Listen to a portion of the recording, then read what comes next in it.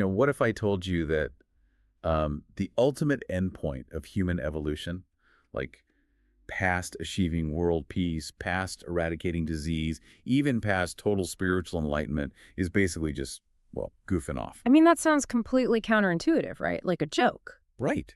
But today, we are looking at a text that claims exactly that. It says the most spiritually advanced beings in the entire universe have absolutely zero responsibilities. Wow. Yeah, their only defining characteristic is just this absolute freedom to play. We're doing a deep dive today into an article called The Classification and Realms of Celestials. Right, written by Sifeng. Exactly. Written by an author named Shufeng in Harar, Zimbabwe, back in 2005. And the mission for you, the listener, today is to kind of map out this absolutely wild, multi-layered taxonomy of human potential. Yeah, and I think what's fascinating here is it's important to frame this for the listener right up front. We aren't, validating these claims or endorsing this spiritual hierarchy as absolute truths. Right, because it makes some pretty intense judgments. Exactly. It ranks real-world religious figures and makes stark claims. We are simply mapping out the highly specific, deeply fascinating worldview this author has constructed. It's a text that blends ancient Eastern philosophy, literal maps of higher dimensions, and some pretty harsh observations on human ignorance. Harsh is definitely the word. So to get into that worldview, Shifeng asks us to picture a massive, overgrown wild garden. Okay, a garden. Yeah, if you just glance at it, it's just this wall of green, right? Right. But if you look closely, the variation is staggering. Some plants are in full bloom, bearing these incredibly sweet fruits. Others bear fruit, but it's, entirely sour. Like lemons or crab apples. Yeah, exactly. Some have these massive deep root systems, while others have shallow roots and barely any leaves. It is this dizzying variety of life, all growing in the exact same soil. And he's using this as a metaphor for us, right? Totally. Yeah. The author argues that humanity is exactly like that garden. From the outside, we look roughly the same, 2 arms, 2 legs, but internally the variation is just astronomical. And he argues that you can only really see this vast internal diversity if you are able to traverse what he calls the 36-dimensional spaces. 36. That's a lot of dimensions. It is. But the text asks us to reserve our immediate skepticism. The author uses this classic Taoist analogy of a frog sitting at the bottom of a well. Ooh, I've heard this one. Yeah. So just because the frog can only see a tiny circle of blue sky, that doesn't mean the vast atmosphere isn't out there. Right. So if we deny the infinite levels of life just because of our own, constrained 3-dimensional perspective, the text argues that we are essentially acting out of foolishness. And that brings us to the starting line of this whole spiritual hierarchy, like the baseline of humanity. The author makes this incredibly bold, unvarnished claim. He says 99% of humanity lives in ignorance and foolishness. Yeah, it's a very heavy way to start. Right. He goes even further, saying 95% of people have closed hearts and remain totally unconscious in their awareness. Basically that we are entirely asleep at the wheel of our own existence. It is a striking, almost, abrasive set of numbers. Oh, absolutely. To illustrate this state of being asleep, the text actually pulls in a reference to Jesus, which creates this really interesting intersection of philosophical traditions. Yeah, the broad road versus the narrow gate. Right, exactly. The author mentions the broad road as the path of worldly pursuits, chasing money, status, physical comfort. It is the path that the vast majority of the masses walk. Makes sense. That's what society pushes us towards. Right. And the text states quite bluntly that this road leads to death, both physically and spiritually. While true life, and the author spells life in all capital letters in the text, is only found by those who squeeze through the narrow gate and hike this incredibly rugged trail. It's not easy. Not at all. But I have to ask, is this meant to be elitist? Like, to say 99% of us are foolish is a heavy, almost condemning way to start a spiritual manual and feels a bit exclusionary. I get why it feels that way, but it reads less like an elitist condemnation and more like an intense diagnostic assessment. Okay, a diagnosis. Yeah. The author is setting up the premise that attaining a higher state of being requires a radical departure from our biological defaults. The text points out that different cultures have approached this departure differently, but asserts that the Chinese nation is unique in having produced these great hermits. Right, the hermit, yeah. Yeah, who operate on a level beyond conventional worldly success, even beyond something like Western Nobel laureates. That comparison to Nobel laureates is where the text introduces a completely different metric for human achievement. Totally different scale. Yeah. The author claims these hermits surpass brilliant scientists because they understand the mechanics of the unseen. He specifically lists their understanding of meridians, the unity of heaven and man, and this progression of refining essence into energy, spirit, and emptiness. Which sounds very esoteric. It does. Okay, Yeah. let's unpack this, because refining essence into energy sounds literally like alchemy. What does that actually look like in practice? Well, we can think of it like the changing states of matter. In Taoist internal alchemy, essence is your basic physical biological fuel, like your hormones, your bodily fluids. The raw material. Exactly. Refining it, it means converting that raw physical material into energy, which is vitality or life force. It's like melting ice into water. Okay, ice to water. I follow. Then you refine that energy into spirit, which is pure consciousness, like boiling the water into steam. Nice. Finally, spirit is refined into emptiness, where consciousness expands until it merges with the boundless universe.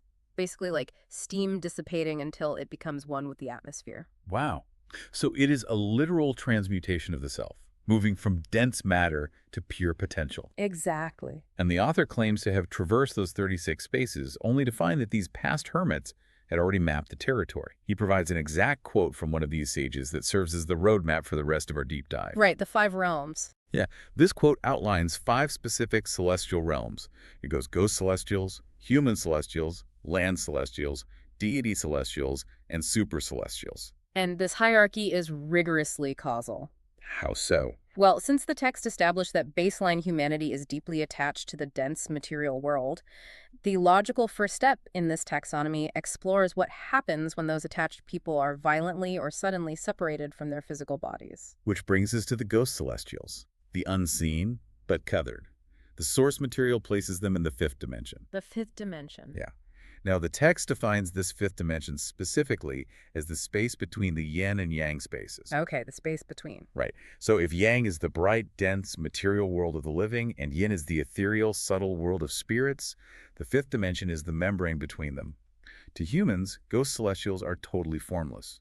But not to themselves. Exactly. The text makes a crucial point about their subjective experience. They don't feel formless at all. And the text draws a really compelling parallel here to near-death experiences. The author points out that when people experience temporary clinical death, they often report floating above the room. Right. You hear those stories all the time. Yeah. They can clearly see their own physical forms on the operating table, but in their spiritual body, they still feel like they have all their facial features, their limbs, even their clothes. That is so wild. Their consciousness still operates under the rules of physical geometry, even though they lack actual physical mass. So the formlessness is only relative to our human, 3-dimensional vision. To the ghost celestial themselves, they're as solid as ever. But who exactly ends up stuck in this membrane between worlds? It's specific groups of people. Yeah, the author says it's people who die unexpectedly in the prime of life, people with deeply unresolved grievances, or those who simply dwell incessantly in obsessive thoughts. Because they are entirely unprepared for the transition. Because their focus was entirely on the broad road of material attachments, their wishes remain unfulfilled. Their desires act as heavy anchors. Dragging them down. Exactly. Without a physical body to act out those desires, their spiritual bodies are just dragged around by the weight of their obsession, wandering aimlessly. It sounds exactly like being stuck in an airport terminal between flights. That's a great way to look at it. Right. Your old flight took off without you, but you are refusing to board the new one because you are desperately trying to drag this overweight suitcase onto the plane, and security just won't let you. So you just wander the concourse. Yes. And imagine that airport terminal is layered right on top of our everyday reality. You are walking through the concourse, but the concourse occupies the same physical space as the living world. Oh, that's creepy. Well, the text claims that some cases of what we perceive as spirit possession or hauntings are simply caused by these lingering, confused souls trying to interact with the physical environment they no longer have the tools to manipulate.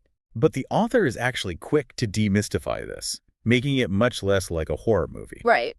He says ghost celestials are basically what we just call ghosts, and they operate on a strict system of cause and effect. There is this incredibly comforting rule in the source text. He says, If you have done nothing wrong, you have nothing to fear from ghosts knocking at your door. Which implies a deeply rational, orderly universe. These entities aren't monsters, they're just trapped consciousnesses. Just stuck. Yeah. And the text offers very practical advice here. Because ghost celestials don't actually want to linger forever in this frustrated state, the author suggests treating the deceased with profound kindness. Oh, like offering comfort. Exactly. Offering comfort, burning paper money, and speaking words of reassurance are all practical mechanisms to help them release their anchors so they can finally move on to reincarnation. Okay, so if the baseline is being completely shackled to material desires, even after death, what does the opposite look like? Like, how do you break the tether while you are still alive? That naturally leads us up the ladder. Right, to the next two levels, human and land celestials. They represent mastering the mortal world through radical detachment.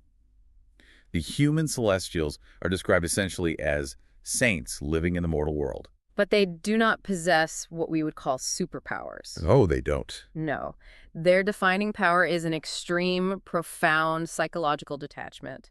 They have completely seen through the illusions of the mortal world and understand the underlying principles of existence. Ah, okay. So nations, ethnicities, political parties, wealth, fame. The text says all of that is just fleeting clouds to them. Just background noise. Yeah. They practice wu-wei, which is the ancient concept of non-action. They don't force outcomes or manipulate people. They act in accordance with their intrinsic nature and seize opportunities naturally as they arise. For a human celestial, success isn't accumulation, it is shedding. Shedding layers. Exactly. They don't seek to bind others to their will, and they refuse to be bound by the expectations of society.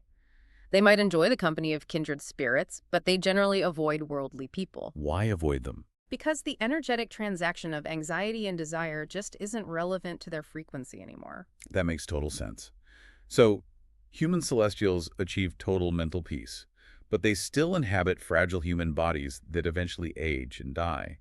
Does the author offer a solution to biological decay? He does, and that is where the physiological mastery of the land celestial comes in. Okay, land celestials. These beings do have superpowers. They have profound mastery of Taoist arts, and the text claims they are completely immune to hunger, thirst, heat, and cold. Wait, immune to all of that? Yep, they have attained absolute mastery over life and death.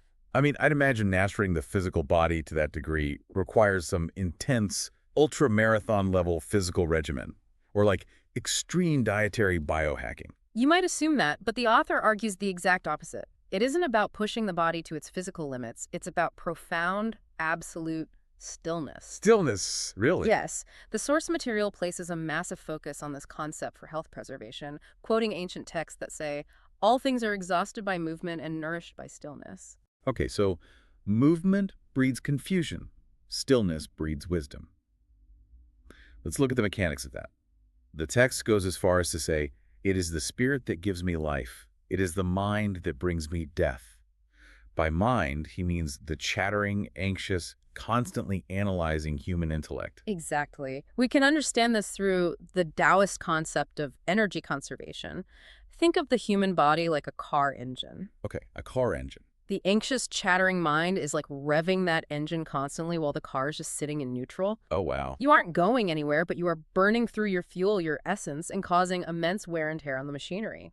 Achieving the physical mastery of a land celestial requires you to turn the engine completely off. To achieve that, the text actually outlines 8 steps of cultivating stillness, like not giving rise to anger, being moderate in desires, abstaining from killing, and benefiting others. Behavioral step. Right. But those behavioral rules are paired with 8 mind methods, which are entirely internal directives. The list includes things like calm the mind, correct the mind, humble the mind, but the one that really stands out is stop the mind. And stopping the mind is the ultimate mechanism of preservation. How does that even work? If you can actually halt the relentless generation of thoughts, you stop burning the internal fuel. You achieve a state of thermodynamic equilibrium within your own biology, where your physical body is no longer subject to the friction of time and the elements. Okay, but pause for a second. Let's look at where we are. We just went from a very grounded, almost stoic philosophy of detaching from wealth to discussing how stopping your thoughts prevents biological aging. It's quite a jump. It is a significant leap. But the hierarchy doesn't stop there. Once a being has mastered life, death, and the physical limitations of the earthly realm, where else is there to go? Only one place. Right. To progress further, you have to break the laws of physics entirely. Does the author recognize how massive a genre shift this is? Because we are about to jump from philosophy into literal sci-fi. The author is entirely uncompromising about this transition. He introduces the deity celestials, who represent a total break from human society and physical reality. Deity celestials. According to the text, deity celestials traverse space-time tunnels at will. They possess divine abilities and are capable of limitless physical transformations. The text actually points to Sun Wukong, the Monkey King from the mythological epic Journey to the West. Like, Sun Wukong has 72 transformations, he rides clouds, and a single somersault carries him 54,000 kilometers. But the vital distinction here is that the author insists this is not a myth. Wait, really? Yes. He explicitly states that these abilities represent a real, achievable state of physics-breaking enlightenment. The deity celestials have no fixed abode. The author describes them as having the ability to shrink down to the size of a subatomic particle to enter the molecular world. Or expand to become as massive as a mountain. He literally says they can kick celestial bodies kicking planets. Yeah. As if it were mere balls. It's mind-bending. It is. But he admits you aren't going to find the instruction manual for this at your local library.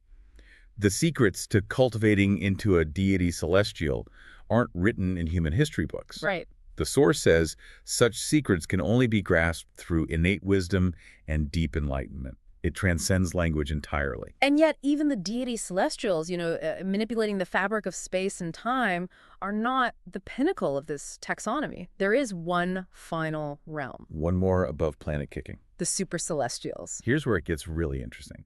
The absolute peak of life. The source material states their base is on the Celestial Islands continent of the Elysium world. Elysium world. Yeah, it names specific beings here. Yua, the master of Snow Peak Island, the revered Guanyin Bodhisattva, and even Western angels. The text makes a highly specific philosophical distinction at this ultimate level. It states that a super celestial is essentially a Buddha, but with a fundamental difference regarding duty. A difference in duty. Yes. In many traditions, Buddhas still bear certain constraints, right?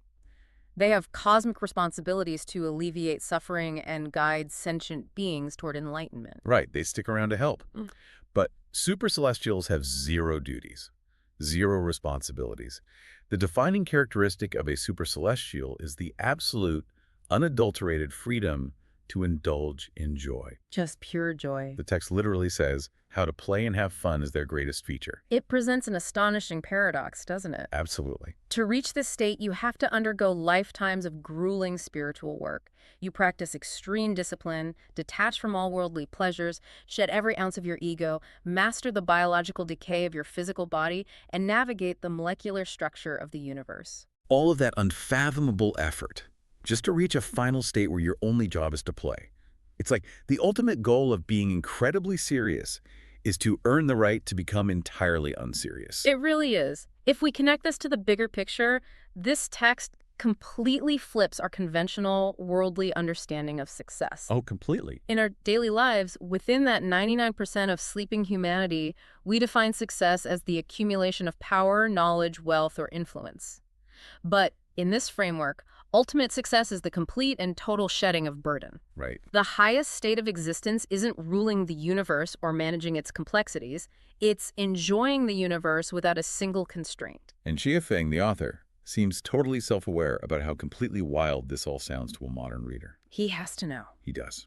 Near the end of the text, he writes a disclaimer. He warns the reader that the higher the level of wisdom being described, the more mythical and absurd it appears to the uninitiated mind. Makes sense. He knows that human celestials practicing non-action makes logical sense to us, but he admits that the super-celestial realm playing in the Elysium world registers as pure fantasy. He acknowledges that the more he attempts to explain these highest dimensions, the more elusive they become. He explicitly says that to the unenlightened, his explanations probably sound like incoherent rambling or fabricated illusions. Incoherent rambling. Yeah, because it's the inherent limitation of trying to explain the physics of a 36-dimensional reality using the crude tools of three-dimensional human language. He says we assumed it's all fabricated fantasies conjured out of thin air simply because our brains lack the hardware to process the imagery. The text closes with a powerful proverb: the enlightened see the essence, while the unenlightened watch the spectacle. That's a profound way to end it. He's basically telling the reader, I can draw you the map of the territory, but I cannot force you to comprehend the landscape. It demands a fundamental shift from passive observation, just, watching the spectacle of life, to active, profound comprehension. The author finishes by stating that he cannot simply instantly reveal the secrets of enlightenment to the reader and magically elevate them. As he puts it, that's simply out of the question. The arduous work of shedding attachments has to be done by the individual. We started out looking at that wild garden, the sweet fruits, the deep roots, the staggering variety of human potential hidden beneath the surface of our everyday lives. So much variation. From the wandering, tethered ghost celestials dragging their heavy luggage through the terminal, to the perfectly detached human celestials, to the physically immortal land celestials stopping their minds, all the way up to the planet-kicking deity celestials and the absolutely free, endlessly playing super celestials. It is a breathtaking taxonomy, and it challenges us to look closely at our own lives. It asks us to identify where our deepest attachments lie, and forces us to consider what might happen if we actually began the arduous, terrifying process of letting them go. Which brings me to a final thought for you, the listener, as we wrap up this deep dive.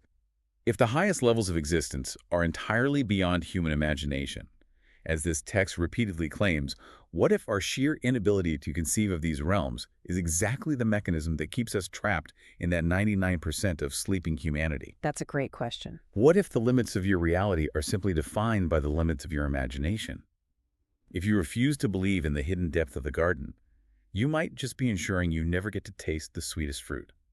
Keep exploring the depths, and we'll catch you on the next deep dive.